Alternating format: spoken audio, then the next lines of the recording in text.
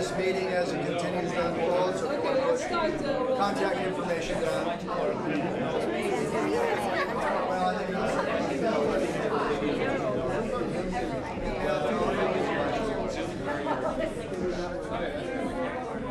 Okay, welcome everybody. We're gonna start. And Gary Brown is playing the saxophone.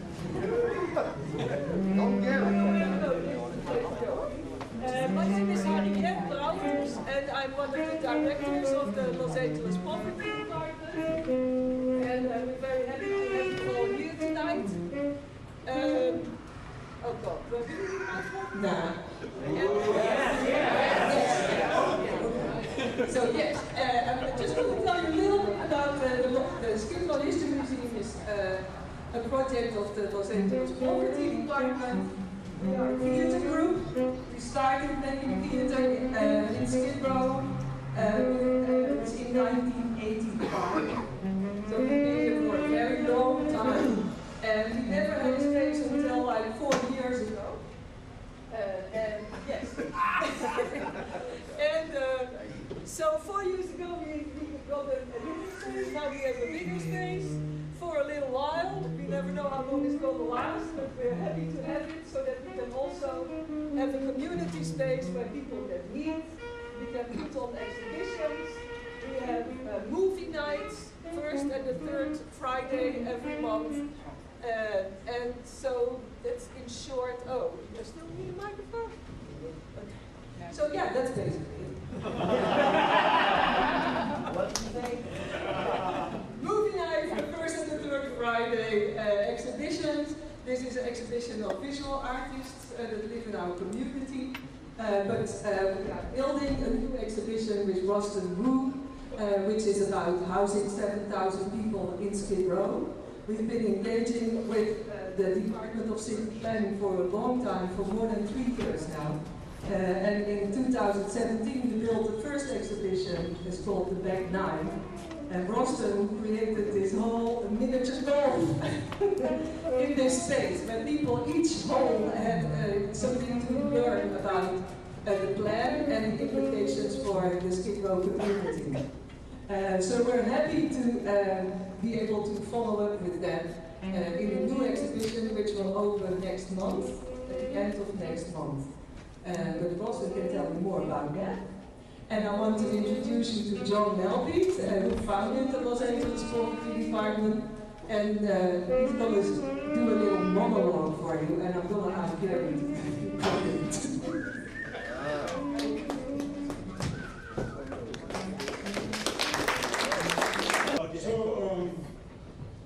So yeah, you know, the Olympics are coming to Los Angeles, it turns out, and we feel that has probably a lot to do with what we're talking about tonight. It turns out, the first time I ever, the second time I ever came to LA was right before the Olympics, and it was because in 1983 I was living in New York. It turned out that there were a lot of people living on the street and that never had been before. So I got interested in that.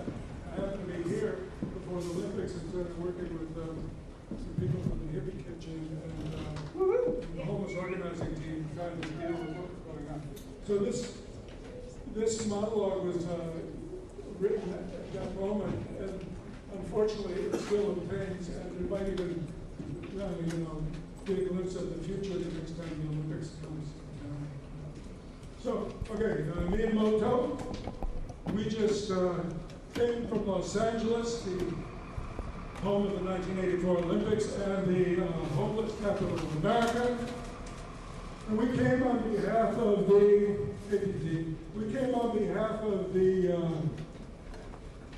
LAOC, the Los Angeles Committee for the Organizing of Olympics. They asked us to travel this land during the Olympics and to tell the Americans, to give the Americans the Olympic update report. And they asked us to do this. They paid for us to do this. They gave us one-way bus tickets to travel America and come here. They gave us one-way bus tickets. They paid for them. And this is called Greyhound therapy. And what the Olympics were like The Olympics were just like the movie Blue Thunder. Blue Thunder was in Los Angeles. And just like in the movie Blue Thunder, there were super helicopters from the LAPD Skywatch all over the city watching down from the sky. And I'm not talking about those puffy helicopters that are round like balls. I'm talking about the long, silver, skinny helicopters that look like giant grasshoppers. And they can see through walls. And they can tell how cold or how hot you are. And they can shoot you down just because you're thinking the wrong thoughts. And you thought there weren't any more super helicopters because in the movie Blue Thunder, Roy Scheider, yeah, he got an old-fashioned bubble helicopter, right? And he shot down all the super helicopters, and he took the VHS tape to the TV station, and it showed how they were going to see through walls, read minds, your thoughts, even when you were sleeping. Yeah. But now there are super helicopters, Olympic helicopters, they're all over the city. They sit on the sides of the skyscrapers in downtown Los Angeles, like the 17-year locust. Like when the 17-year locust came and it covered all the trees in all of Ohio, and then it ate all of the leaves. Yeah, all of the leaves on all the trees in all of Ohio. And now the super helicopters, yeah, they sit on the sides of the buildings, reading minds and looking for terrorists. And then the LAPD, they come into the Skidrow Park at 6th and Gladys, across the street from the Hippie Kitchen, the Regal Hotel. They make everyone lie down, put their heads behind their hands, and take out their walkie-talkie. They talk, hello, hello, hello. They signal to the super helicopters. The super helicopters read the minds of the people lying on the ground. And then the LAPD, they take them away. They take them away so that we can have the Olympics.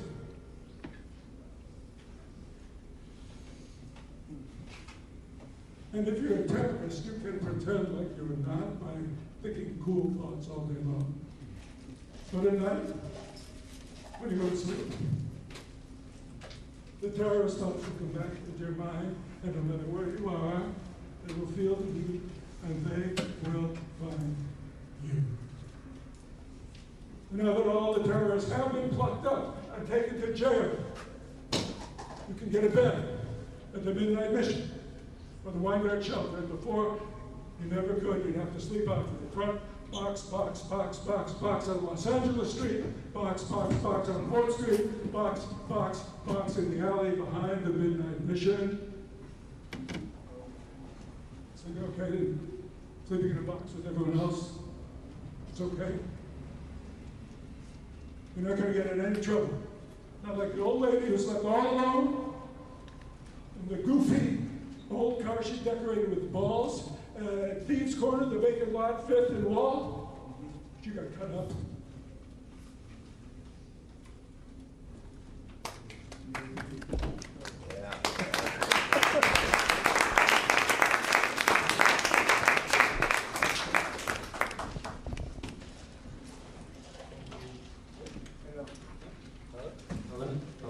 Thank you, John.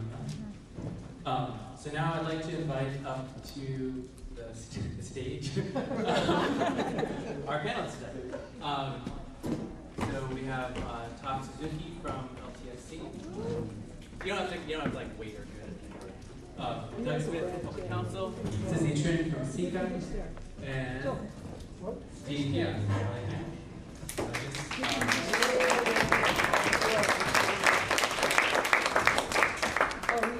And first of all, I just want to say thank you all for coming out tonight. My name is Ross Toulouse, and I am a designer working with LACAN on an upcoming exhibition called How to House 7,000 People in Skid Row. And as part of our development process, we like to have events where we can kind of learn in public along other people, and people that we've been working with and struggling with for, at this point, many, many years.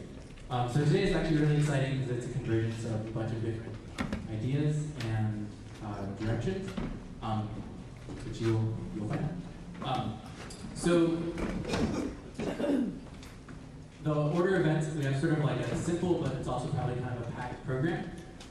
We're just going to talk a little about what is a community plan, why should I care, what is Central City United, where did it come from, and then answer a few kind of conversational questions about our responses to the city's DTLA 2040 plan, our own ambitions, dreams, and ideas and opportunities, and then talk about next steps. That's it. It's simple, but there's actually a lot in there. And I also just want to say it's really great to see so many people here and for another event, and it's always just really heartening to see like a mix of people that we know like really well and people that we've never seen before in our life. That's like kind of our ideal mix of people in the audience. So thank you so much for coming out. If it's your first time, welcome. We hope you keep on coming back, and if it's your 100th time, thanks so much for being here. All right, so to kick us off, I think Doug is going to talk a little bit about what is a community plan. And obviously we have just a little under 2 hours, so we're going to be like efficient. But that said, it is interactive. There will be time for questions. If there's something that's like a really burning question, please raise your hand. We can try to like pull that in. But we have a lot to get into. All right, Doug, take it away. Sure. It's working. Yep. Cool. So how many folks have heard of a community plan before? Good, is everyone already knows? So, it's a community plan. There's sort of a technical definition of the community plan, and then there's, I think, the more important sort of like, what is it and why do we actually care about it? And so, technically, in the city of Los Angeles, a community plan is the legal framework. It's part of the general plan, which is the constitution for the city, and it's the legal framework for new development in a community. And so the Downtown LA Community Plan, or DTLA 2040, as it's been branded, is this policy document that will become the legal framework for what gets built, what can be built, what can be developed. And that can have really important implications, right? It's the rules for what gets built, how big that is, where certain things go, what can be allowed, what can't be allowed. And so it can have really enormous implications in terms of new people coming in, new businesses coming in, what do we want to preserve, what do we want to bring in. And so on the one hand, it can be this very technical and kind of inaccessible document, right? We're talking about zoning and floor area ratio and 1,000 other acronyms that can be really, really difficult to follow and to understand. But it's really, really important. And I think it's really important to engage in for 3 reasons. One, I think the simplest reason is that it's literally the rules for development. So if you care about things like new, affordable, and supportive housing, if you care about preventing hostile architecture, preserving communities serving small businesses, if you care about these things, then you care about the rules that dictate what gets to be built and where it gets to be built. And that's literally the community plan. So it's the most direct way to influence what stays in your neighborhood and what changes in your neighborhood. The second reason that it's really important is that it's forward-looking. It's about the future. It's about growth in a neighborhood. And I think a lot of us that do work in affordable housing or work around issues around gentrification and displacement, the work can often feel reactionary, or like we're in defensive posture, right? We're also reacting to something coming into the neighborhood, this threat, this displacement that's happening, this criminalization that's happening. We're reacting to these things. And a community plan, because it's about the future, it gives an opportunity to not just talk about the threats, but also think and talk about and lift up the assets that exist in a community, things that we love about our neighborhoods, the ways that we've been building community even without support from the city. How do we lift those up and promote those? And so it's an opportunity to kind of pivot from this defensive posture and to actually say, I love this about my neighborhood and I want to see more of it. And then the third really important component, I think, is that even though the plan is forward-looking, it's inherently about the future, you can't not connect a community plan to the past and to the history. And there's a long history, as we all know, and as we'll hear about more tonight, there's a long history of planning, land use planning, community plans, doing a lot of harm in low-income communities and communities of color. So neighborhoods like Chinatown, Little Tokyo, Skid Row, historically have been harmed and hurt by the planning process. And so, you know, we think about redlining, we think about segregation, disinvestment, criminalization, all of these things that have come down through the framework of planning in the past. And so there's this important moment, or this opportunity, and I think this challenge to think about, is that always going to be the case, or is there an opportunity to reorient planning and reorient development and land use around equity and inclusion? And I don't know that there's a clear answer to that. I think this, what we're talking about tonight, this campaign is kind of an experiment in that, but there's a real importance to not losing sight of the past harms of planning and making that front and center in how we think about what land use can be and should be in the neighborhoods that have historically been excluded. And so, you know, long story short, it's a policy document, it's a legal framework, but it's going to have really enormous implications for the neighborhoods that we're working in and living in and that we love. And so there's a really important opportunity to engage, I think, and to try to make it different this time. Great, thank you, Doug. Now, Steve is going to talk a little about what is Central City United. Sorry about that. I had to double check, make sure the mic was working. I'm trying to drop it later, y'all. But just to add a little bit to what Doug said, I think Central City United was really a response to the creation of Downtown 2040. When the city's Department of City Planning wanted to bring all these communities together in a bigger, broader planning process, I don't necessarily know if they thought about sort of the ideas that these communities would come together either, right? Each community that's represented as part of sort of Central City United or CCU sort of has this diverse community, has a history of fighting in its community, and we were fighting and building within our own communities and building our own infrastructures. Central City United is a combination of the Little Tokyo Service Center, the Southeast Asian Community Alliance. Thank you, Sissy. I have to be careful sitting next to Sissy. They don't want her to hit me. Public Counsel, and of course the LA Community Action Network. Together, we sort of are organizing in 7 different languages. We're working with housed, unhoused, working, small businesses, communities, sort of represent a sort of wide range of constituencies and memberships. And most importantly, I think together we can build the force upon using our historical knowledge, taking what Doug said about how the harms have been done in our communities and turning them into an opportunity. And really using sort of our collective knowledge to build together and sort of move government to work for us, because that's what it was really created for. Awesome, thank you. So I'm gonna give a little context of sort of like my own interest in this. I've been working in Skid Row, developing a community plan for maybe 7 years ago was the first time I set foot in here. And it was always kind of in this sense of like, the city's about to come out with their plan, and we need to get out ahead of that. There's always this kind of sense of the looming kind of DTLA 2040 plan. What's that going to be? So many changes are going to be coming to our community. We need to kind of have a response before it actually hits the pavement. And now it is kind of in the pavement, right? So in the next month, is that fair? Is that still the current, whatever, estimated timeline? You know, the DTLA 2040 plan will be published in a draft form, and there will be a kind of official comment period. And so I do want to, I know that, you know, part of what we're talking about today is the community plan, a response or a pre-response. But I do think it's important to sort of couch at least part of it in a discussion of like, what is it that is happening, what is in the DTLA 2040 plan that has people concerned? And I know that looks different in each of these neighborhoods.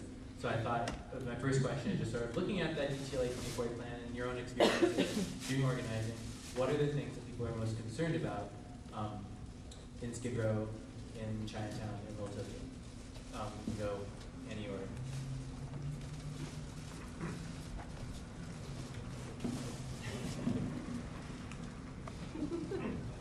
So, is this on? Hello? Sorry, technical issues. So just a little background about SEACA. We do youth organizing in Chinatown and Lincoln Heights and just kind of the general area area and we work with high school students.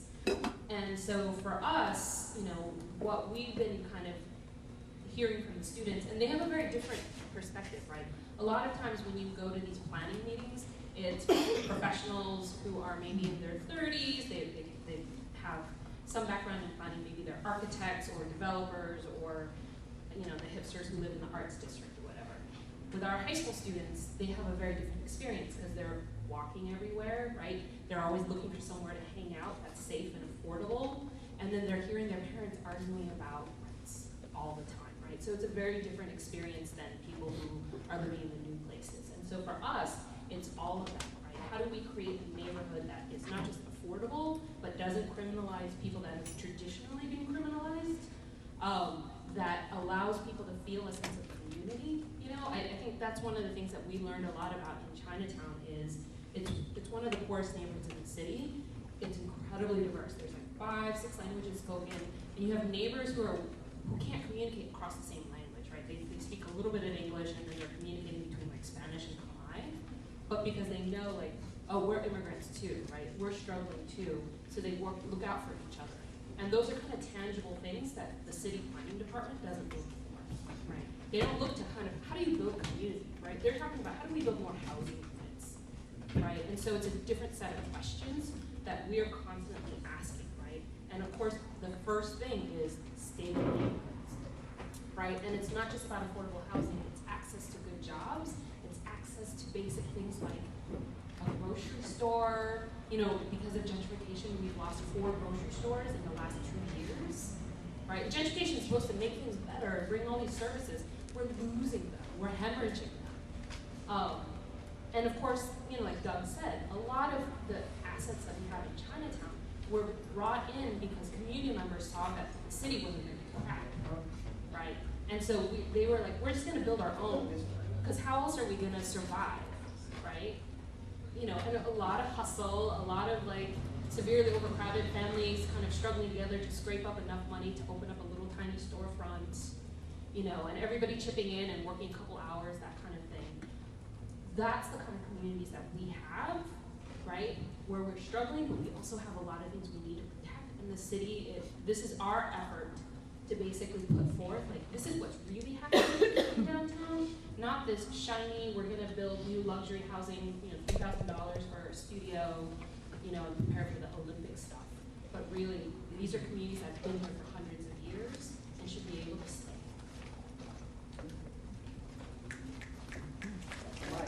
You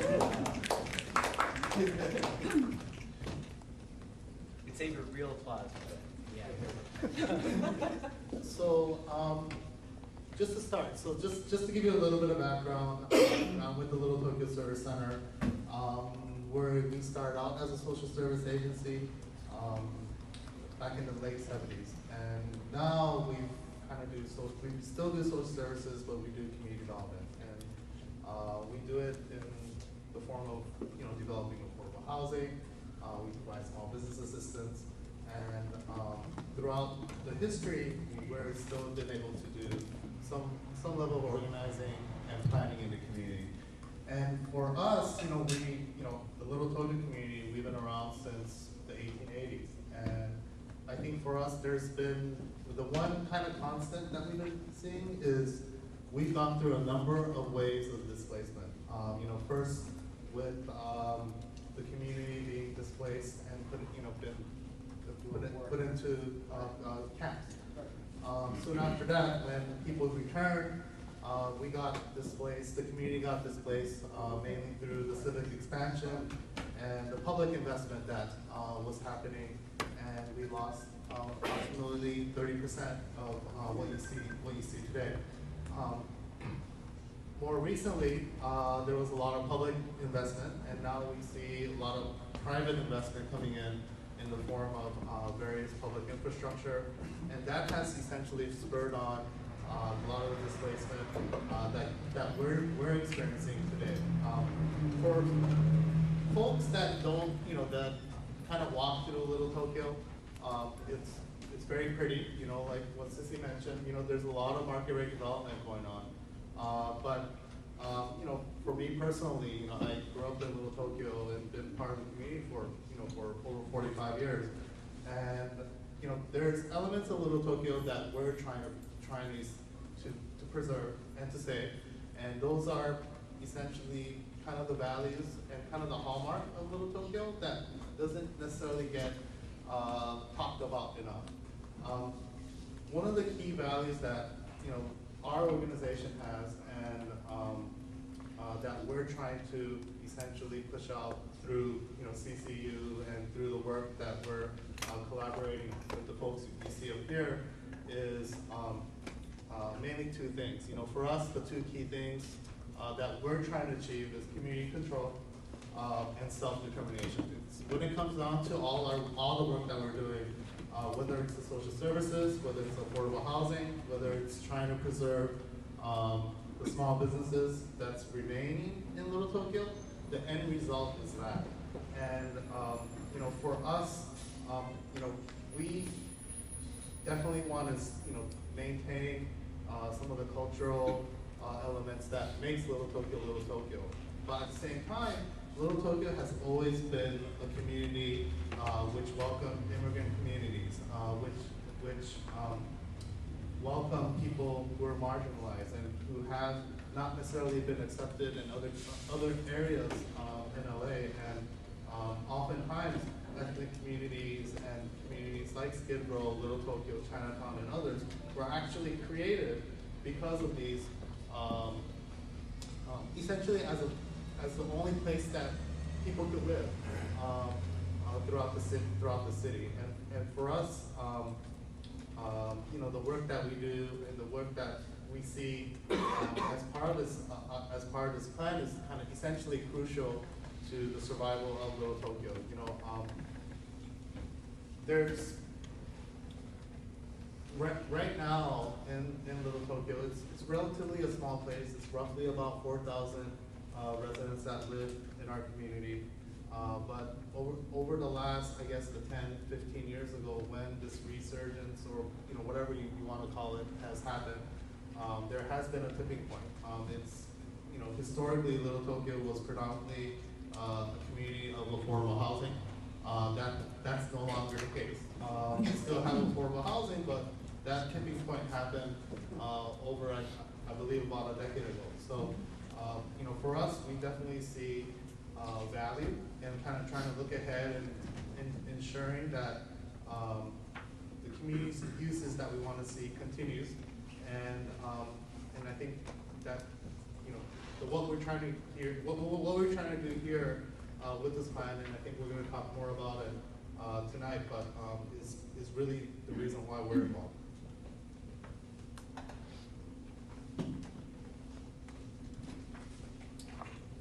So I think from the Skid Row perspective, we definitely have seen the good when it comes to community planning, and we've seen the bad, right? Whether the bad be how redevelopment plans were projecting to displace thousands of residents in the historic core, whether to how cities' plans around sort of criminalizing and labeling people and dehumanizing people impact our communities, right? But we also seen the good of the sort of pushes for moratoriums that happened in the 80s and 2000s, where folks in the hotels, where folks in the tents said, we're gonna fight, and we're gonna fight to remain in our neighborhoods. For us, when we sort of got engaged from the Skid Row perspective in the community plan process, was, in a traditional sense, something's happening, we gotta do something because they're not taking our voices into account. And sort of LACAN, a couple of other folks in this room, like the LA Catholic Worker, the LA Poverty Department, and sort of came together and created Skid Row Now, because we felt it was extremely imperative to have a voice that could say, hey y'all, how are you doing this in the historic core? How are you doing this up in Bunker Hill? But you're not taking into account the voices of the community right down the street, where houselessness is at an all-time high, where the lack of affordable housing and the impacts of the lack of affordable housing can be seen on a daily basis. So that sort of is what was the first sort of primary concern. And then after that, really one of the additional concerns of many that we have, and is one of the most clear and visible, is how they continue to try to shrink our neighborhood and how they continue to try to define our neighborhood, right? Folks struggled for many years to be able to call this place home. when LACAN was first organizing in the early 2000s, we said, we're gonna organize it, we're gonna be able to stay. Because we know if we continue to have access to the land, we'll continue to have access to the space. So we felt that was extremely important when the City Department of City Planning came out with a reduction to the Skid Row boundaries and saw that what they're proposing is not necessarily a bad idea and that it'll help incentivize the creation of affordable housing. It's just not looking upon it from a community-based lens. So one of the key demands that we're asking for as part of the Central City United Plan is that they expand that zoning destination to ensure that there's enough affordable housing and to increase the sort of space where affordable housing and permanent supportive housing is incentivized in the Skid Row definition. And I think for us, that's one of the most important things. That's great. You all are really on message and a little bit ahead of the question. So this next thing we're going to ask you, like, what are the specific things that you are kind of hoping to see in your community? Kind of what could planning actually do? I mean, I think that it's fair to say that, you know, a lot of times when you're trying to produce like a counter document to something like a city plan, you're trying to avoid the worst of like what could happen. It seems like you're sort of like trying to like peel away like the kind of like the onslaught of luxury housing that will be kind of dumped on you or something like that. That's how it always felt to me. It's like, how do you kind of get something better at it? But is there anything in here that's like seems like a real opportunity of like this actually is something that would really make our neighborhood better? Something that you're looking at as a real positive that could come out of these rezonings?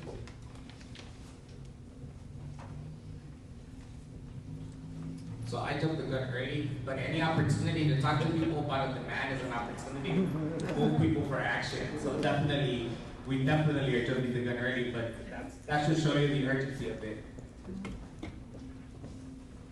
So I think with the plan itself, you know, it was written by people who live a different life than I think most of us in this community, in this space, right?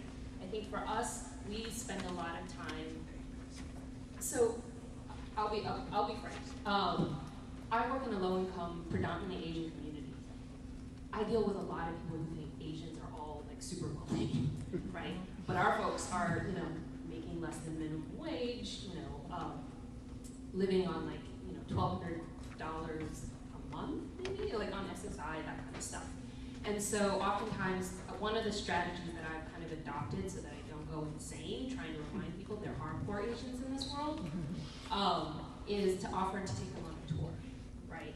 And in that process, you know, I'll be like, let's go get dim sum. Everybody loves dim sum, right?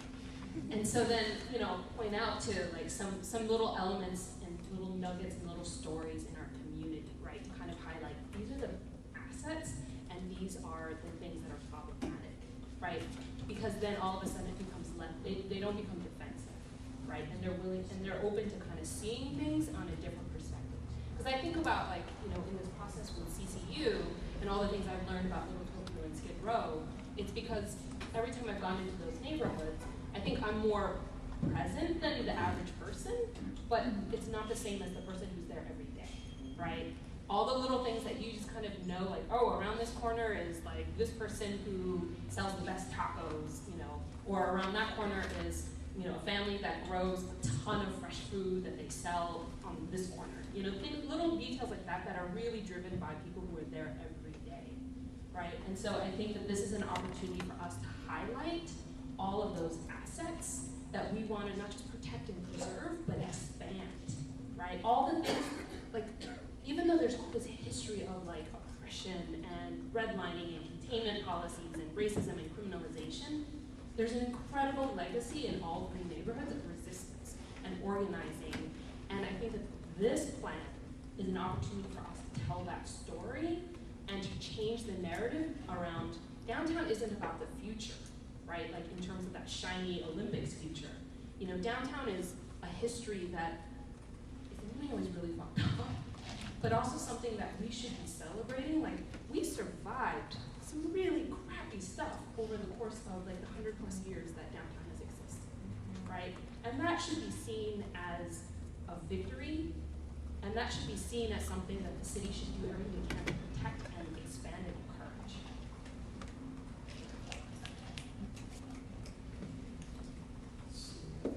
so for us, well,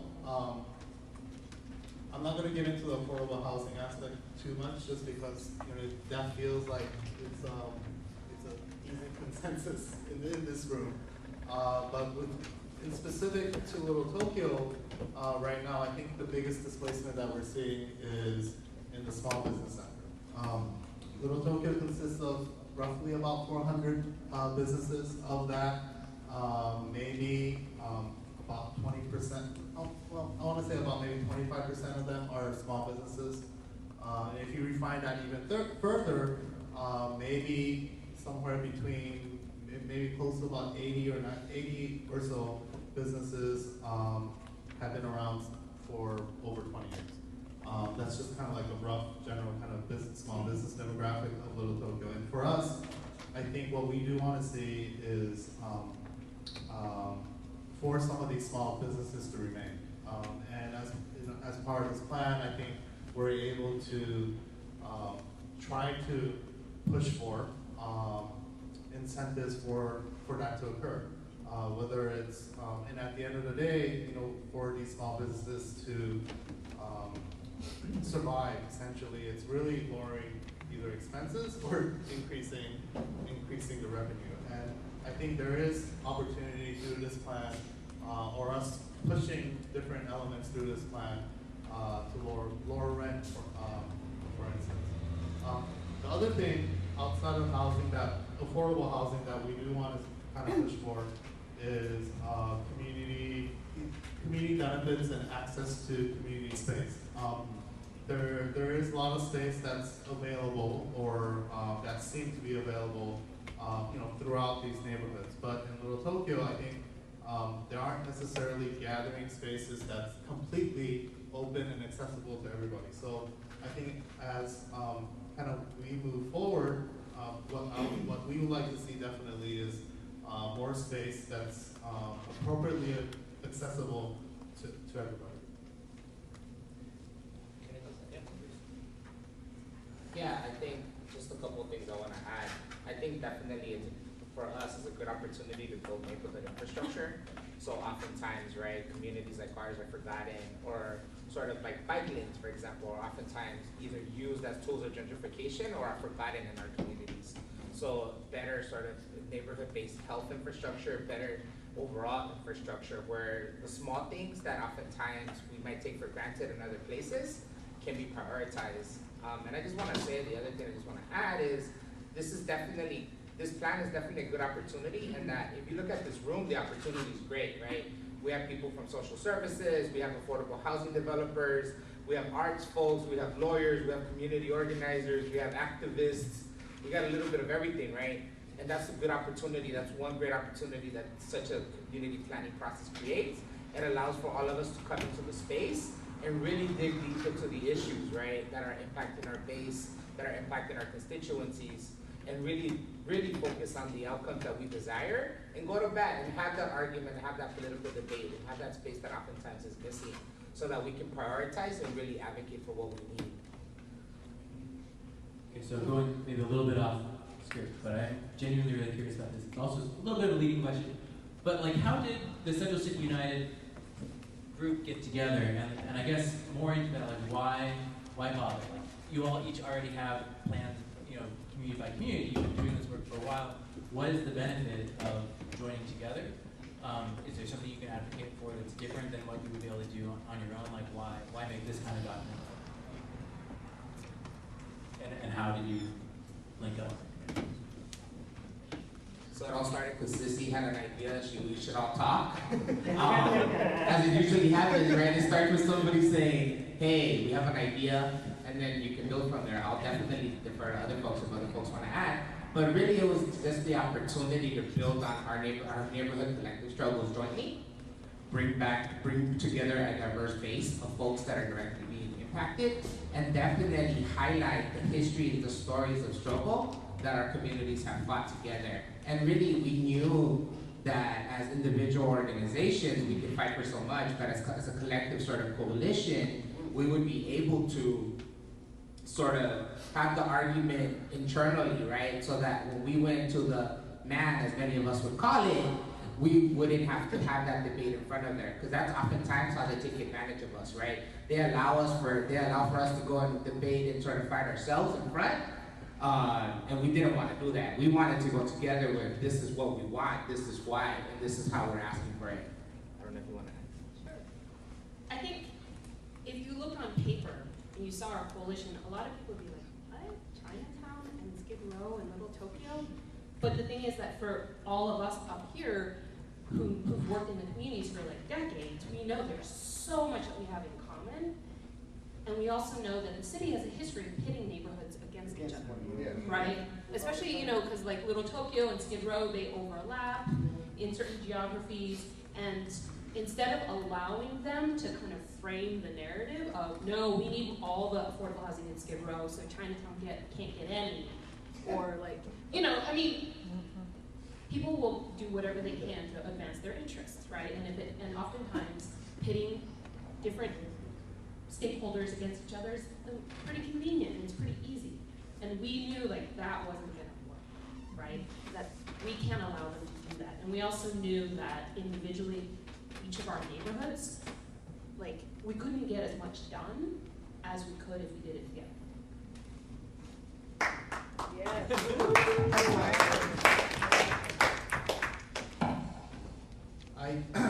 I definitely echo what Steve and Sissy is saying. And just to add, you know, I've known Steve, I guess almost 20 years or so, and I've known Sissy for quite some time. And for us, it was a no-brainer. Like honestly, I guess the one thing to add to what they're saying is there is a sense, in order to do certain things, like I feel like there needs to be trust. And it was, for us, it was a no-brainer working with LACAN and with SEACA because that trust was established doing other good work collaboratively. A hallmark of the Little Tokyo Service Center is definitely doing partnerships. And for us, it felt organic, it felt like it was the right thing to do, but ultimately we felt that, you know, collective power at the end of the day is a lot stronger than each neighborhood fighting for essentially the same things individually, right? So I think for us that was really the bottom line, trust and the collective power that will result out of this collaborative. Can I just add something real quick? You want to call? No, I just want to say this. I think the other piece that's also important was what sort of was the icing on the cake was the bringing in a public counsel and sort of their history on community planning, right? They're being really inconspicuous, but we got 4 lawyers that are ready to help facilitate the advocacy and the demand. And yes, I put all of them on blast. What neighborhoods up here are asking for, right? So definitely that was the icing on the cake that sort of made this even greater. Appreciate the shout out. Yeah, and I would just add, and I work in public counsel, and we're coming at this from a slightly different angle, in that we're not a neighborhood-based organization. We don't do grassroots organizing. We are a public interest law firm, and our model in my team and our community development project, our model is a movement lawyering model. So we don't come in with predetermined legal strategies or legal solutions. We partner with grassroots organizing, movement building organizations, and we plug in and help think about what are the legal and policy tools that will support the objectives of the broader movement building. And we've helped in the past. We've done work around land use and planning and zoning policy, and worked with organizations to think about what are the strategies in that context to move forward these bigger organizing, power building goals. And I think one of the things that was so exciting about this potential sort of collective or collaboration is that commitment to base building and to power building. I think all 3 of the organizations, the neighborhood-based organizations that are up here, have a commitment to trying to move policy. We want to see better policy, but that's not the end result that we're looking for. We're looking to build power through that policy advocacy. And so I think, you know, when we'll talk a little bit about sort of what we're going to put forward, what this Central City United vision is, but the thing that's most exciting to me about that is that it's a platform, it's a policy, it's ideas, and it's not because, you know, the 4 people up here got together and started talking about it. It's because these 3 organizations have spent thousands of hours on the ground in the community, talking to the experts, the people that live in these neighborhoods, the lived experiences and expertise, and have really invested all of their time and energy to elevate those voices, and then to bring that into a space where we can put it all together and put forward a vision that transcends the different neighborhoods. And so that's I think the power of coming together in this way, is that it's recognizing the diversity and the unique aspects of each neighborhood, but to Sissy's point, it's also building power, not being divided and conquered, but leading with that neighborhood base, that expertise that exists in the community. Great. So I think you teed it up really well. Like, so I mean, it seems like the obvious next question is, what is in this plan? Like, what is in the Central City United plan? And I think the kind of the follow-up that you kind of also started to allude to, that I think is important to put out there, is a lot of times people make a plan, deliver it to the city, and it's like, thanks, like, thank you. We'll take that into account. Like, you know, like, what happens to it from there? Like, how, you know, once you have a plan out there, what makes it into something that's meaningful, that creates change? So it's a two-parter, but just first, before we go any further, like, what are the things that you've agreed upon? What's in the plan? Totally, I can start, and then I think there'll be more interesting answers than mine. But and, you know, this document, which some of you got a handle on, this is welcome to the world premiere of the Central City United. You know, I think, like I was sort of touching on before, the basic premise of us getting together and putting something like this together is the idea that there is really deep and powerful planning expertise in the neighborhoods that have historically been harmed by traditional planning, right? And so you think about communities and neighborhoods that have built community in spite of harmful planning decisions and development patterns, who have built community without resources through disinvestment. Those are the best planners. Those are the folks that have figured out how to do this. And it's a different type of expertise, and it's not taking away from the technical expertise that exists at City Hall, but there's a really profound and important expertise in the community that needs to be front and center in making these decisions, right? We have such a long history of policies being made inside the 4 walls of City Hall and then applied to communities. And this is an opportunity to flip that script and to build ideas and cultivate policies in the community, and then bring them to City Hall and say, hey, here's what we think, and here's what folks that are most impacted by these decisions want to see in their neighborhood, and what's going to work. And so that was the motivation to come together, and instead of just kind of waiting and hoping that the city did a plan and hoping that it was, you know, responsive and right, we wanted to be proactive and put together a plan that comes from the lived experiences in these 3 deeply impacted neighborhoods. And so what we have is sort of a 2-part package. We have a vision document, or the sort of overview of how residents in Skid Row and Little Tokyo and Chinatown, how they want to see their neighborhoods grow, what they want to see, and what they want to protect and preserve. And then articulating that in sort of like a more accessible, sort of high-level overview way. And that's good, that's important. But then the next step is, how do you actually do that, right? How does that actually become a reality? Because it's one thing to tell the city that you want more supportive housing, that you want to preserve community serving small businesses, and the city might respond and say, yeah, that sounds great, we like that too, and then, you know, they'll put something forward. And what we wanted to do was take that next step and actually say, here's the roadmap, here's how you make this vision happen.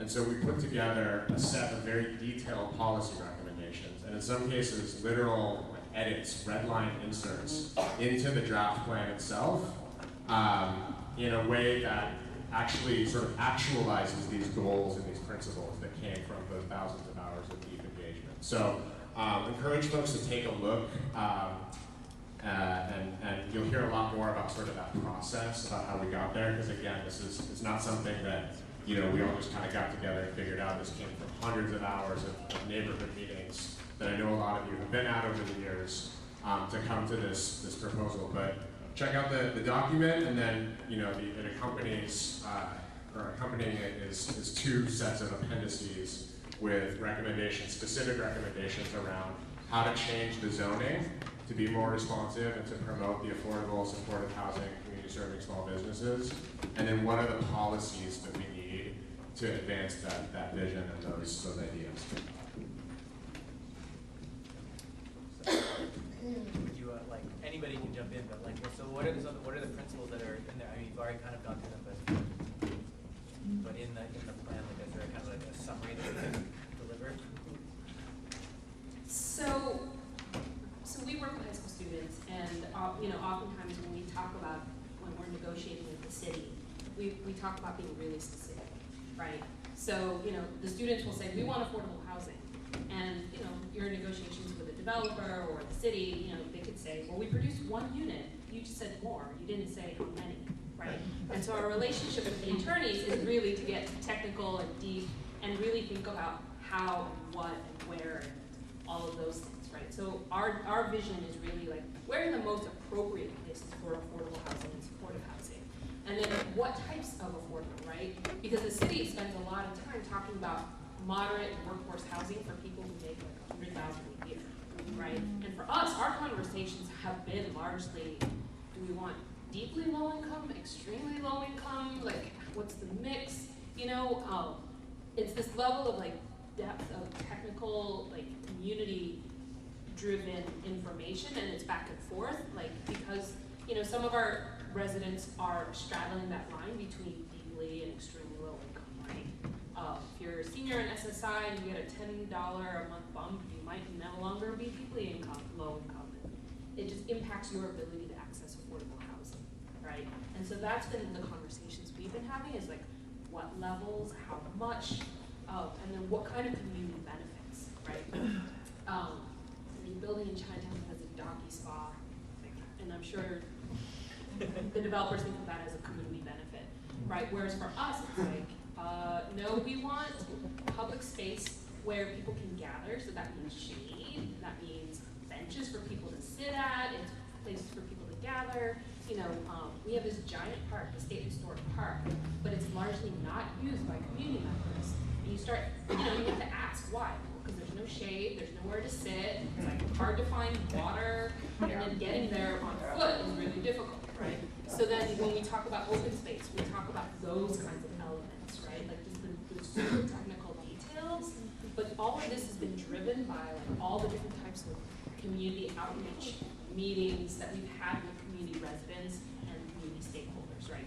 Like we did surveys in 5 different languages. Like, I know you guys talk to small businesses all the time, you talk to houseless people all the time, and it was all of people's individual stories basically converted into technical planner meetings. Thank you, Doug and team Public Counsel. And that's kind of the role that we've been playing. And so really kind of pushing specific policies that are driven by how we know our communities are experienced by the people who live and work there. Just real quick, I know I just want to add, so we can talk, just a couple things. I know we can talk about sort of our demands day and night, and oftentimes in these conversations it's always about the demand, right? Just for folks to know, one of the things we could talk about is later on, a good way to know more about the demands is to get involved in one of the organizations that are up here, to engage in the work and sort of help facilitate and move it forward. But just a couple of things I know we talked about from the Skid Row perspective, the increased sort of area to incentivize affordable housing. We definitely see it as an opportunity to build infrastructure, whether it be accessing ATMs or sort of places like better healthy food options, just to give folks an idea of what we're asking for from the Skid Row perspective. Yeah, and I can give like a quick example about how, because I think it's, you know, it's one thing to say we want more affordable housing, we want ATMs, we want healthy food access. one example about how we're going that extra step to actually tell the city how to make that happen is by changing the definition of what it means to give a subsidy, right? So a subsidy, traditionally we think about when government gives a business money, right? They directly give them money so that they can operate. And when that happens, it often comes with some strings attached. The government says, I'm gonna give you this money, but you need to do X, Y, and Z.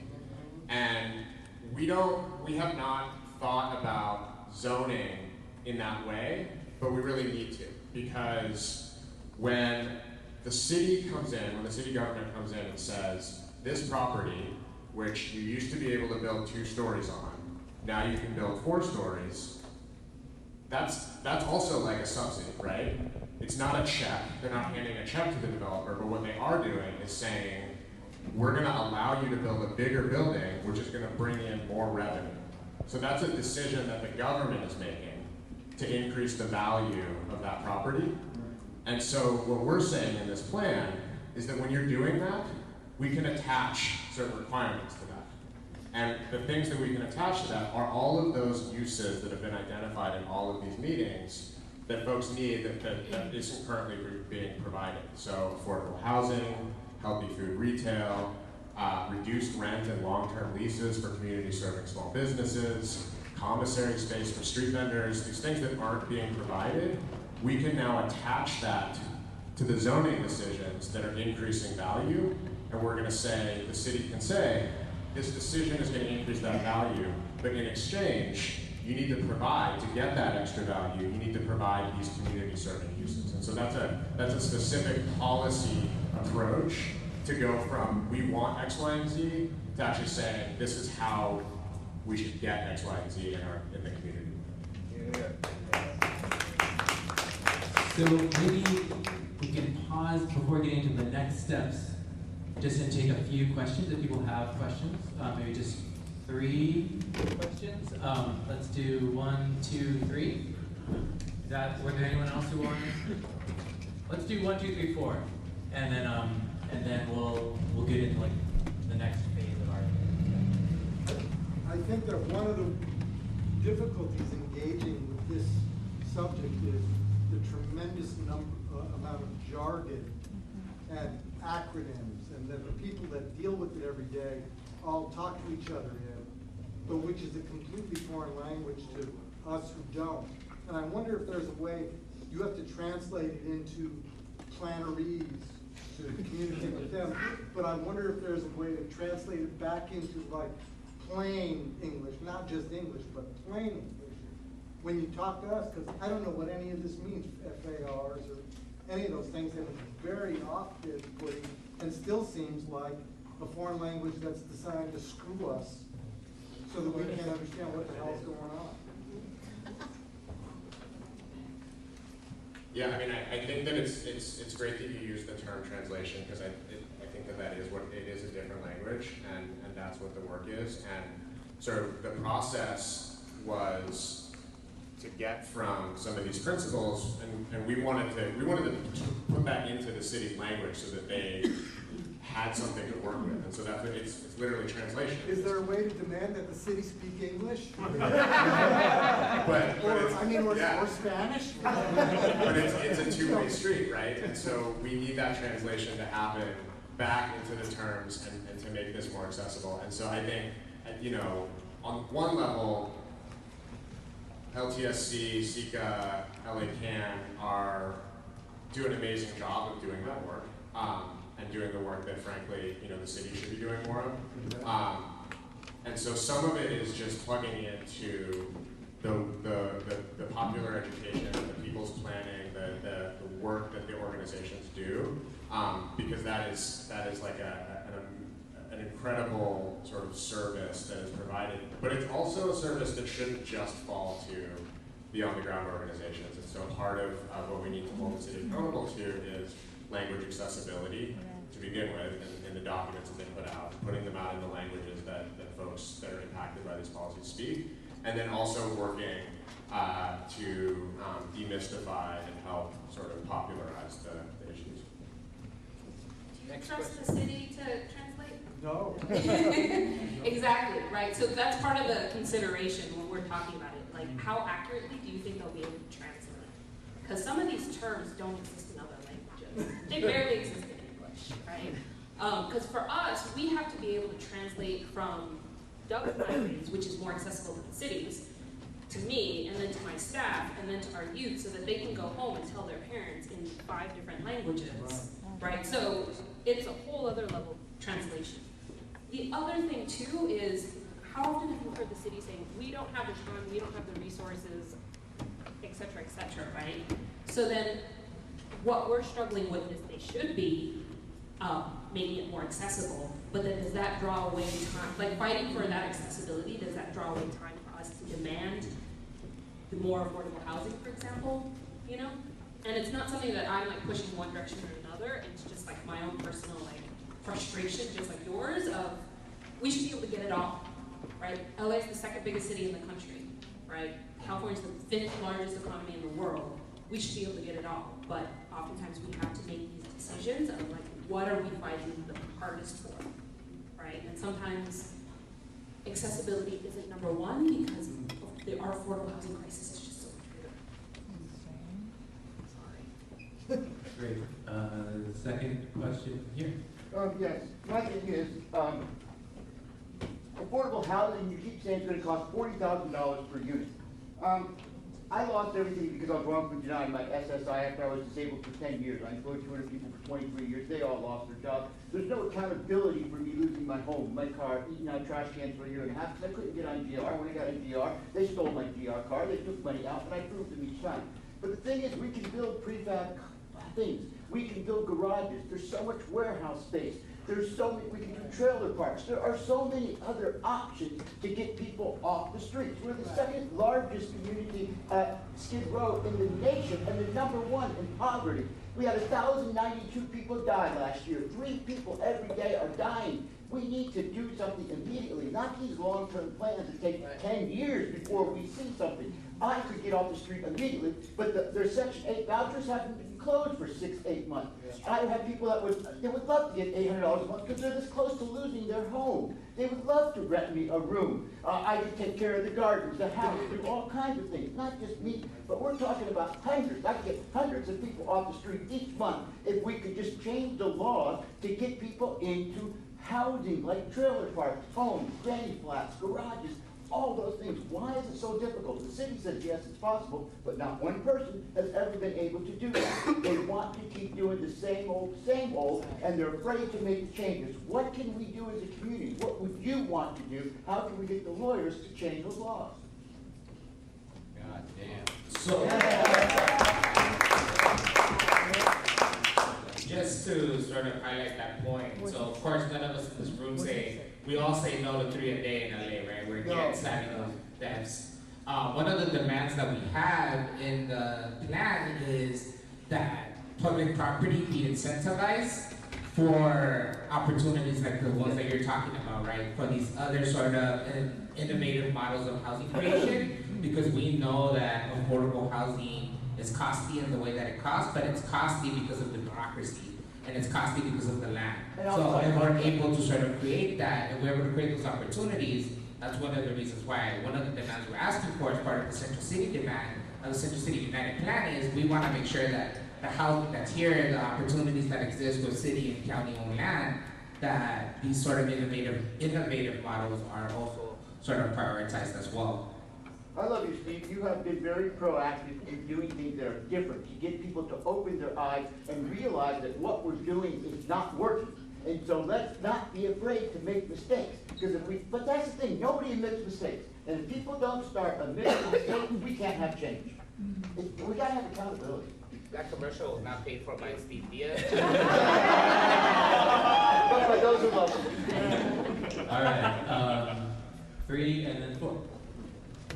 I think it's phenomenal, the idea of this is what the community wants based on community input, and now we need the actual tools to advocate around and make sure it literally happens, and that lawyers are gonna play an important part of that. But I think there's another part of this narrative that's not being touched on, which I think is incredibly important. For example, Jose Huizar is under investigation by the FBI. Why? Because we're not just dealing in a culture of updating the community plan. How do we leverage that? We're dealing in a culture of why it's so incredibly important to update the community plan.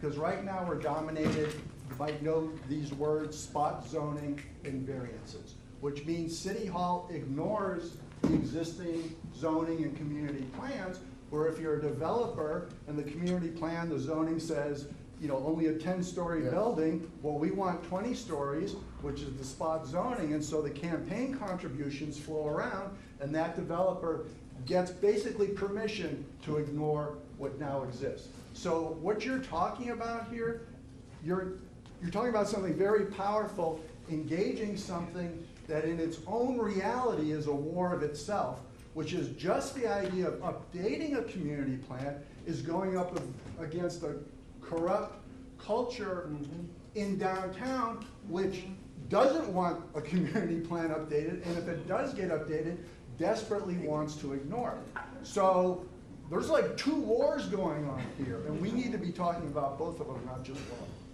Thank you, Tom. Great question. If people have immediate responses, we can do that. But it seems like maybe you can address that question in this last bit, if that makes sense. Or if people have like immediate responses, we can totally do that. But it seems like we'll kind of head into that territory. People have thoughts?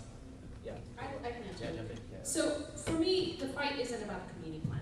The community plan is just the current campaign, right? The fight for me is about getting the city to stop assuming that the market is going to solve our problems, right? It's about getting the city to go back in and do actual proper regulation and protect communities, which is the point of government, right? Like government should be about supporting especially the most vulnerable, right? And the city has basically, and government in the US in general, has ceded that, right? It's like, the market will solve everything. The market created the mess, right? And so the community plan is the current tool to move us in that direction, right? It's not the end-all, be-all, right? And like you said, there's all these opportunities for developers to come in with their high-priced lawyers and, you know, change the rules to fit their projects. You know, and if they don't like what happens at the city, they'll just go to the state and get the state to like make exemptions for them, right? But fundamentally, it doesn't stop us from, we shouldn't be prevented from fighting for the city to be held accountable to the most vulnerable folks, right? So this is just the current stage. But there will be other campaigns, I'm certain, that all of us will be working on once our version of the plan passes. The day after, there will be other campaigns. And we're already working on like 2 other ones. So if we do that last question, and then we'll get into the next step. Hi, my name's Eric. I'm a longtime downtown Los Angeles resident and a longtime resident of Skid Row. I want to applaud all of you for your efforts. I think it's a really great coalition. Bringing those 3 neighborhoods together, I think, is a really wonderful idea, because there are 3 of the neighborhoods that are most at risk here in downtown Los Angeles. I wanted to just question whether you've had any opportunity to maybe share this ideas with other neighborhoods in Los Angeles, where, because there are a lot of the effect of the housing crisis that we're having and the human crisis that we're having, of affordable housing for working people and for businesses, for self-run businesses, is really desperate. It's around the city, and this is a model that could be spread to other communities to kind of force the city to accept our version of what life needs to be if we want to have neighborhoods and we want to have human relations and we want to have parks and places where people can actually live and not just come to demand services, which is what unfortunately some people come to downtown Los Angeles just to do. So if you had any ideas about spreading this around the city. Mark Silver Lake, the Yeah, there's lots of county, South LA. Yeah.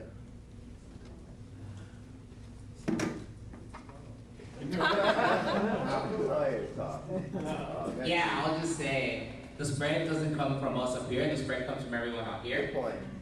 So definitely, like, our opportunities are this neighborhood fight and sort of everyone in this room. This is an opportunity to sort of take this out to the communities that you're working in, the communities that you live in, and the communities that you care about.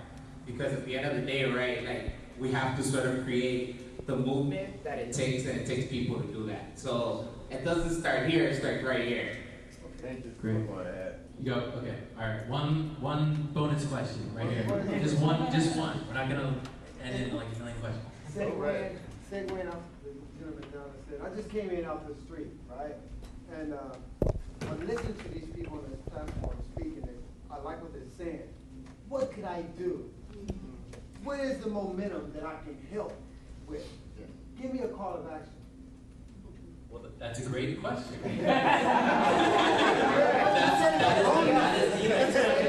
All right, so that's it. So next step, how do we move forward? We have kind of two parts of that kind of prepared, and then obviously we'll take it from there as a room. Okay, take it away. Next steps. What happens now? You made a plan.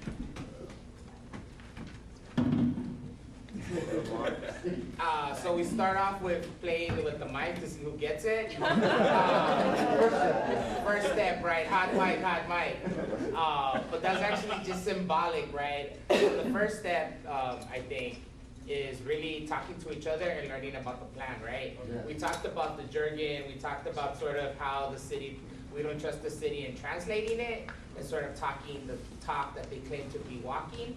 So that's one thing. That's your first call to action, is sort of getting engaged with the community organizations that are up here and really starting to learn, dissect, and sort of take sort of more of this plan to heart, and really take it from the memberships and sort of the constituency of each org that's working on it.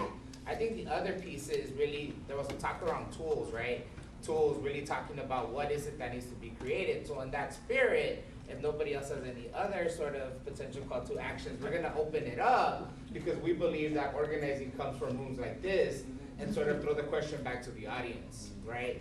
What do folks think based on what you heard? What would be your sort of next organizing step to sort of help move this plan, right? Because we believe that in order to sort of build people power, we all gotta be engaged. So this is the opportunity to sort of have that conversation, and me and Tak are gonna sort of try to co-facilitate. He doesn't know that yet, I think. So I wanna throw the hot mic back to Tak.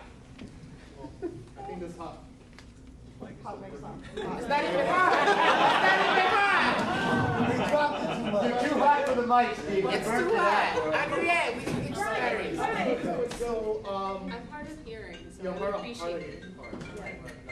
Okay, so like really, I think just building on what Steve was mentioning, you know, a couple people brought up the thing of accountability. You know, there's there on a number of levels, and really, you know, accountability really is on us to move this Where's the forward. mic Right? out? Yeah. So I think in terms of just the next step here, I think we do want to kind of get feedback from all you in terms of, I guess, any ideas you may have beyond what we have put forward.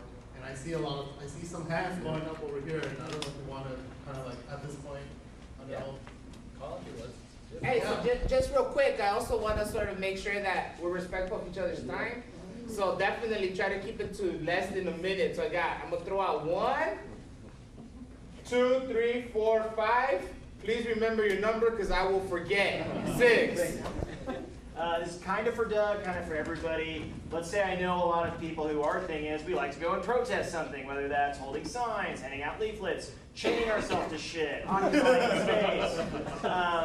Do you think we should target City Hall, LA Chamber of Commerce? Like, what moves the needle this year in the next 11 months that we have to get this done? Well, I'm not sure what Doug's gonna say, but and I could be completely way off base. And if I am, y'all should check me. But it is election year. Somebody mentioned the city council person. CD14 is you know, has been under controversy, to say it lightly. And you know, there is an upcoming election with various candidates. There's various events going on in the city, and I'm not endorsing any of it, but it is really trying to keep the candidates accountable before they get into office. And that is a start. In the past, it hasn't necessarily worked, unfortunately, but it really is a start. Kind of utilizing the structure that's currently in place, because we can't overthrow it overnight. So it is really kind of trying to keep them accountable before they get into office, and then afterwards as well. So what would we ask candidates relative to this plan? If we had asked them 1 or 2 questions, how do we frame the issue for for them? So, in my experience, a couple things. A lot of times groups will protest, but they don't have anything for the person on the other side to kind of champion, right? We have something for you guys to encourage electeds to champion our plan, right? Because then a lot of times people are like, you're not doing enough. And then, of course, their response is always, well, what should I be doing? So endorse this plan? So we endorse this plan. Right. I think with electeds and people who are running for office, yes, no questions are the easiest because it's really easy to keep them accountable. So you can say, will you agree to building at least another 2,000 units of supportive housing in Skid Row? That's a yes or no. 7,000. We want 7,000. Apologies. I threw out a random number. 7,000. So what's the number? That's the key. 7,000. Right. 7,000. But you know, like framing it in very simple terms so that they can't do the politician speak of like, well, it takes all long. You know, if they spend a lot of time circling around the answer, then that's kind of your answer. Yeah. But fundamentally, you can just ask them, will you make sure that the Central City United Plan passes? Because all of them are gonna have an opportunity to have a say in it when it goes to city council, when it goes to their different committees. So I think we got number 2. Who was number 2? Yeah, not a question, but actually just sharing what I feel like is my call to action in this space. We talk a lot about what it means to translate, and we're talking from jargon to like, to like language or like to like street speak and whatnot. But I think that actually a big part of it is translation to empathy, translation to being in relationship and community with individuals. And I'm an artist, and I'm here with Street Symphony, and I think our call to action as an organization is we should be using our art to translate this message. That we as artists and everyone that's an artist in this room should take heed to like show up to events like this so that we are informed, so that in our artistic programming within the Skid Row community for us specifically, but all artistic communities and artistic spaces should be teaming up with organizations like everyone here so that we can do the translation here and also on a forward-facing platform as well to audiences and community members that are not directly impacted by this, but like are part of the LA community. Flash mob.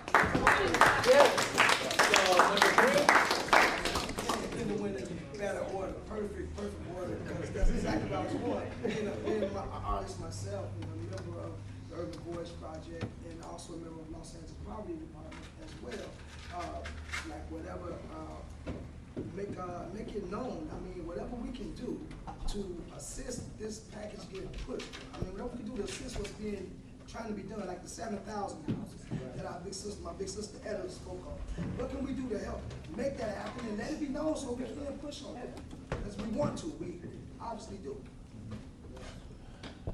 Yeah, I love that. I was just gonna jump in because I think that while it's great to go and say, please endorse, this plan, I think we talked about, the language and the accessibility and the jargon and the technical aspects, and it's, that has a couple of impacts, right? If it's really technical language, one big impact is that folks can't understand it, but the other big impact is that it makes it impersonal. It takes it out of the realm of like real personal impacts, but these are policies that have really personal, huge impacts. It's about whether you have a roof over your head. It's about whether you keep your job. It's about whether you have safe space for your kids to play, right? It's very personal, and so if you're gonna do the direct actions, if you're gonna bring empathy to it, I think the key is also like, find what's in here that's personal to you and tell your story, because the way that these things harm communities is by taking it out of that realm and making it impersonal.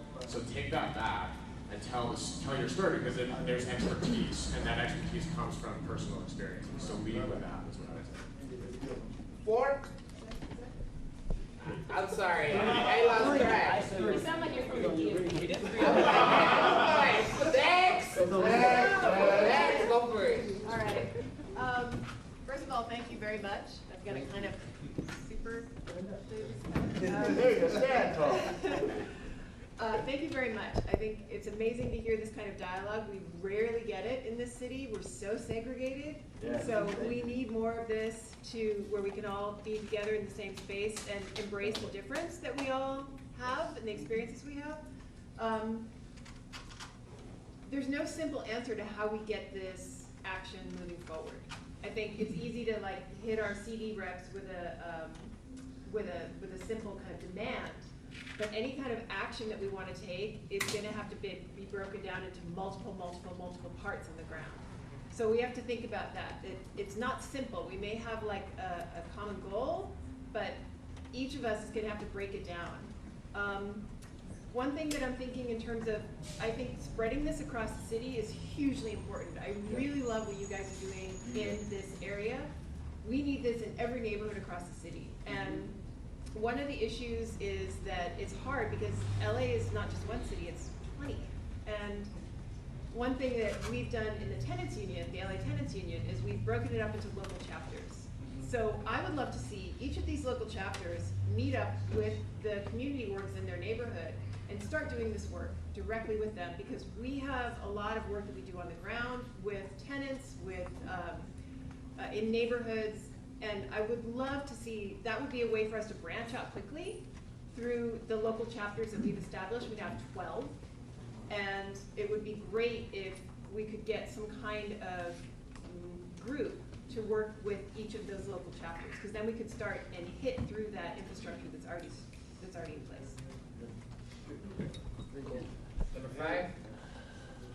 Okay, I hope this isn't too specific, but I'd like to go for the future, and then I just like to thank you so much. You know, let's give them applause. You know, always thanking John and Arnett for giving us space to bring these most important concerns out so we can find resolution. If there has been any discussion or action taken in recovering the buildings who have been, you know, vacant and deserted for, you know, decades. I don't know if that's too specific now in this point of the procedure, you know, of course, in self-governance and making sure that we have control of this community. But I'd also like to know if there's any discussion regarding the protection for those of us. I've been a stakeholder 17 years downtown, and I've experienced, especially in the most 5 to 10 years, illegal attacks and coercions, you know, because of regentrification, and those that want to raise the rent to market rate. Is there any discussion for implementing protection or greater protection for those of us that are housed or stay housed, even through regentrification, for those of us that are affordable housing or low income residents? I don't know if that's too specific for this meeting. Perfect, thank you. Thank you, Michelle. Is that too specific for this? No, it's not. It's definitely not too specific. I mean, there's nothing too specific. But yeah, that is a big thing. I think that I don't want to speak for the organizations who work on the ground, but my sense is that we hear that everywhere, right, across the city, and the pressures that exist in terms of displacement and just rising prices and the risk of being pushed out of your home, whether it's through rent increases or uninhabitable living conditions or other tactics. And so a big part of what we put together, based on all of that feedback, is really strong renter protections and policies that try to coordinate land use and tenant protections. And historically, people have talked about tenant protections and renter protections and housing protections separately. Then they've talked about land use, which is about like new development and zoning. And I think we've sort of rejected that distinction and have said that we need to be thinking about how do you produce new housing in a way that is also protecting existing housing and protecting the rights of tenants to continue living in their homes. And so there are a lot of policy proposals around that, but I think we always want to, I mean, this is an opportunity to continue that dialogue and keep thinking about what are the additional strategies that we need to be pushing forward. But it's absolutely not too specific, and it's absolutely a big part of the conversations that have been happening in all of the neighborhoods. So I think there's like 30 tenant protection policies in this document. We probably missed some, but I think that the attorneys did an awesome job trying to capture all of it. So I know I got 6, 7, so 6, 7. Oh, I think so. I'm getting the facilitator wrap. So 6, 7, 8, and then we should wrap. So 6, 7, 8. First of all, I want to say that you have started a fire in this iron's heart. Because to get the three powerful players to come together to support our community just makes me so passionate to move forward. So thank you. But here's the problem. We have a rep who wants to get all the communities, each one to start doing their own thing. LACAN wants people to do the same thing. 3 or 4 up to 6. I want us all to come together, but we need you three to have a newsletter of these are the politicians that we need to support. These are the policies. These are the ones that said yes. These are the ones that are on board. We need you to give us the information so that Footy can finally get his head together and really do what he needs to do by being so different. So that when we each go to our families, when we each go to our communities, we have a game plan that we know that we all are going to work for this politician. We all are going to work with this development. We all are supporting this plan. Can you do that? Will you be able to feed us what we need so we all can come together in unity as a community to make our world a better, safer, more beautiful place? Fuck yes.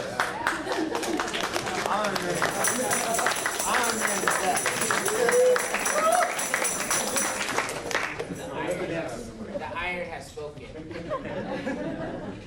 Yeah, I was just gonna say the iron has spoken. 7. But can't we have an answer? Would you be willing to do that? I need an answer. I mean, we can't just move past that. Where's your accountability? So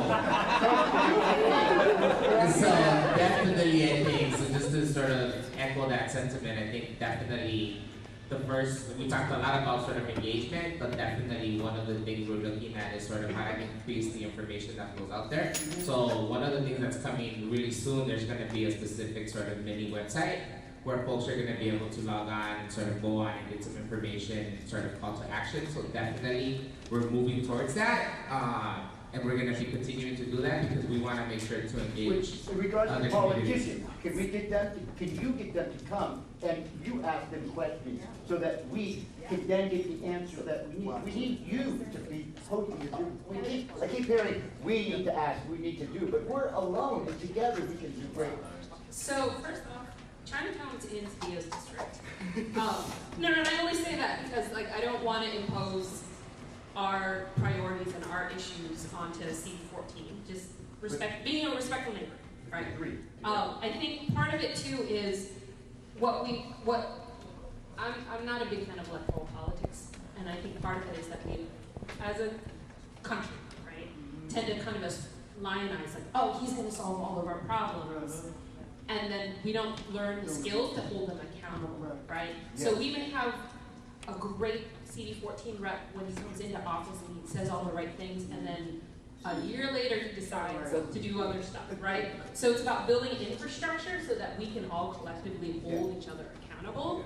I think that what we can commit to in addition to the website is what we've been doing this past year is hosting member exchanges. So last year we held 2 where we brought together folks from Skid Row, Little Tokyo, and Chinatown to kind of break bread and learn about what are our future priorities.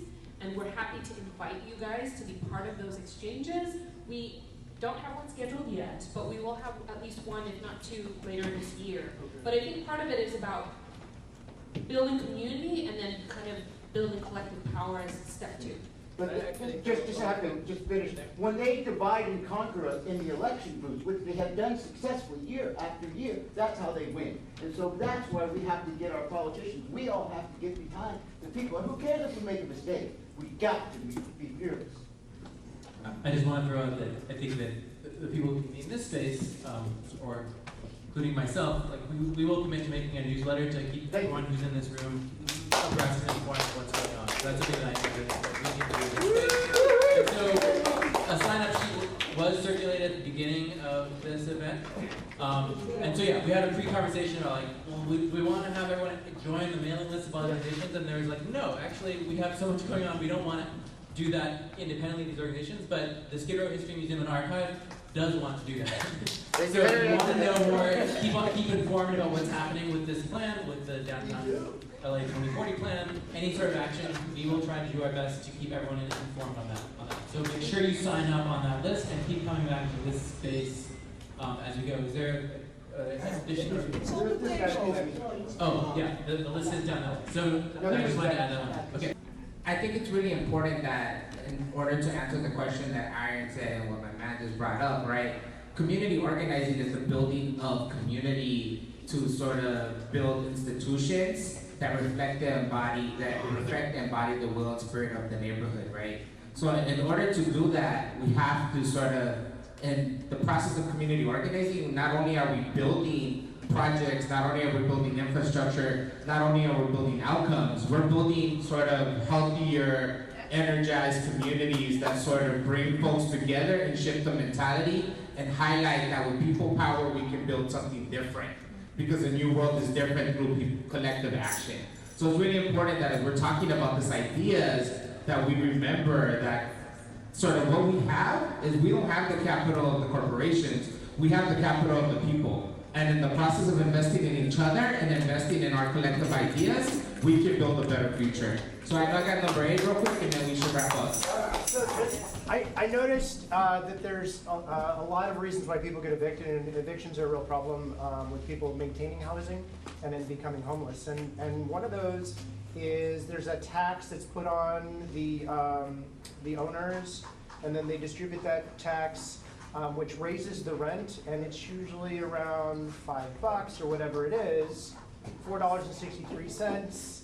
They break it down by the month, it's around $50-something, $60 a year. And every year that tax goes up, and the rental companies or whoever owns the properties passes this tax on to its residents. And when the residents don't pay, it's an excuse for them to say, well, you didn't pay all of your rent. And so that's an issue that I found. That's one issue. The second issue is the 3-day notice. A lot of times people can't respond to that in time for whatever reason. And extending that in other states, it's 30 days, period. So that gives people time to respond and be able to deal with the situation, whatever it is.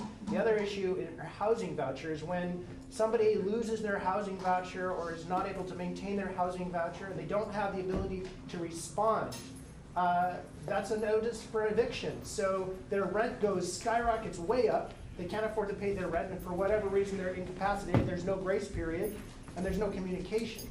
And then the other issue is when the federal government cuts housing vouchers and housing assistance, right? But the state of California has enough money to support this and to have its own programs. I mean, what can we do to support the citizens in the city of LA to be able to achieve a different method and make it easier for them to achieve, because there's this long waiting list for housing vouchers and federal funding continues to be cut and people aren't getting the housing that they need, and it's becoming less and less. So these are like noticeable things. And then there's the animal support issue, where these people don't understand or don't have a pathway to gain certification for animal support, and so they get evicted. And so there's a lot, you said there's like 30 reasons, but those are the ones that I've seen over and over, where people are just constantly getting evicted for silly reasons. And just because the rental company just wants somebody that's gonna pay the rent every single time, on time, and then when they raise the rent, to pay more. But it doesn't really, it's not helpful to the housing developers or the management companies to be able to retain these rent and retain these apartments and fill these apartments up. It's not helpful to them, and it's not helpful to the people that are trying to maintain their housing. So I was just curious, like how we can solve these issues, and if these issues are on that list. Yeah.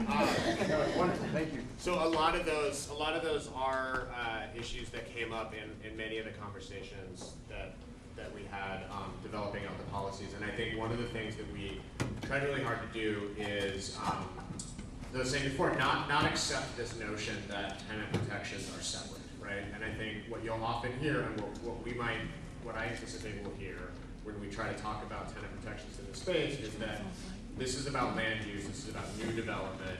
Tenant protections is a different policy topic. And in some ways that's true. There are different laws and different legal frameworks. But the beautiful thing about the community plan is that there are different layers to it. And there's a layer that's very technical, and it's about zoning. And that layer is really about new development.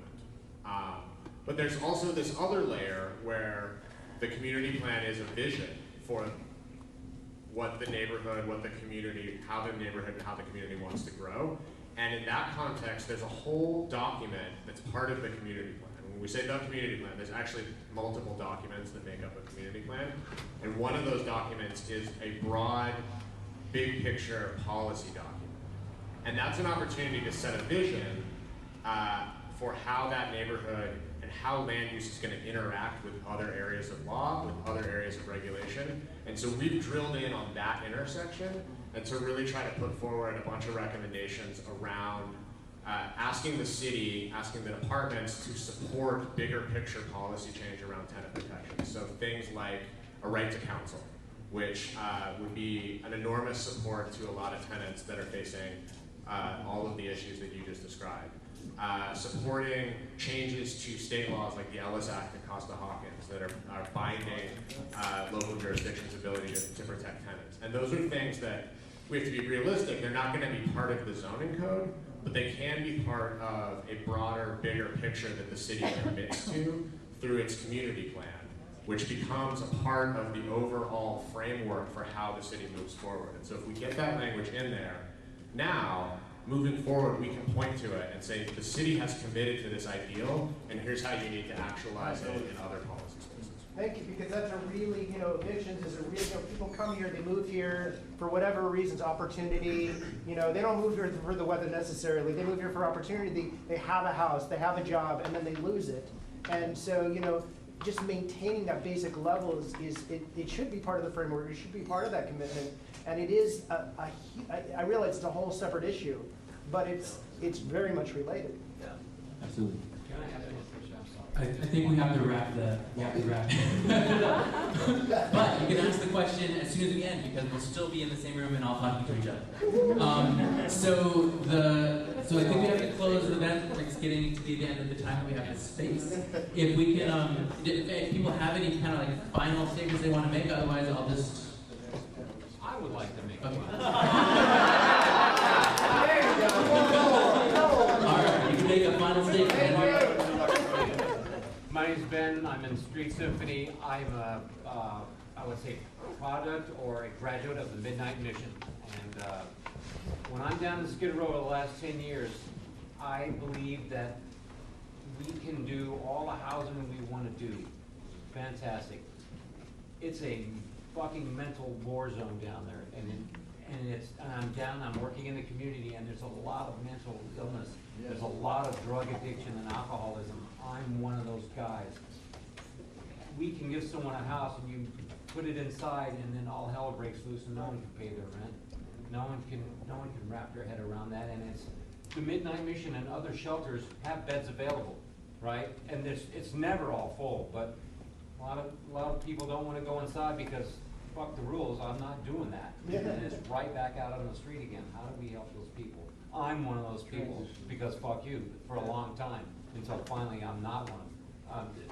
Something took a hold, right? So how do we help? It's fucking madness down there. How do we help that? What do we do? That's my statement. How are we going to help when 85% of mental health hospitals are right on Skid Row? With the drugs, and the medication that they're giving people, just dropping them off. The government act like they don't know what's going on. Sure. They're the ones giving the medication. 85% recovery really on Skid Row? How? So ain't no way we're gonna end this conversation on a somber note. Let's be clear and transparent with each other. The struggle continues, whether it be for 10 recommendations, 15 recommendations. Right. Zoning is part of it, community building's part of it, housing's part of it, supportive services is part of it. Being able to sort of lift up our own stories and not look upon other folks in the same way that we don't want to be looked upon is a way of moving forward as well. So ain't no way we're going to end the conversation about the future on some somber ass shit. Because the future is where we're at and where we need to be looking for.